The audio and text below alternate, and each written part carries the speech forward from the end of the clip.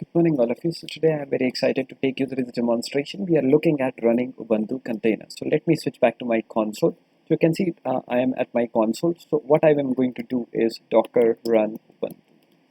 So again, in this particular command, if the image is not stored locally on my system, it will be getting pulled from the Docker Hub repository. So let me run this particular command. So you can see the image is getting downloaded. If I try to list this particular image, you can see that the Ubuntu image is getting downloaded, and you can also see the size of this particular image, which is around 78 MB, right? So let me clear my screen. So for example, I already run this particular ran this container Ubuntu, right? So let me try to list whether this particular container is running or not. So you can see that at this point in time, there is no container which is actually running as of now, right? So what happens to that?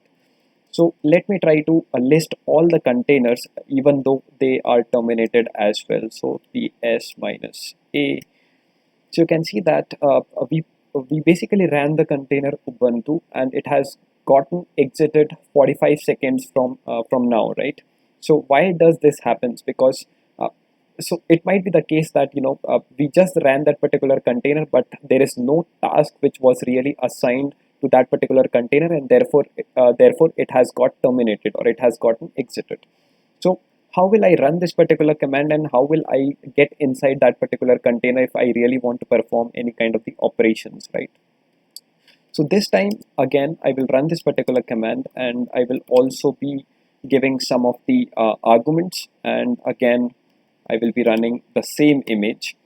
So this time you can see that my container is running, and you can also see that my the host name has been changed since I ran this particular command, right?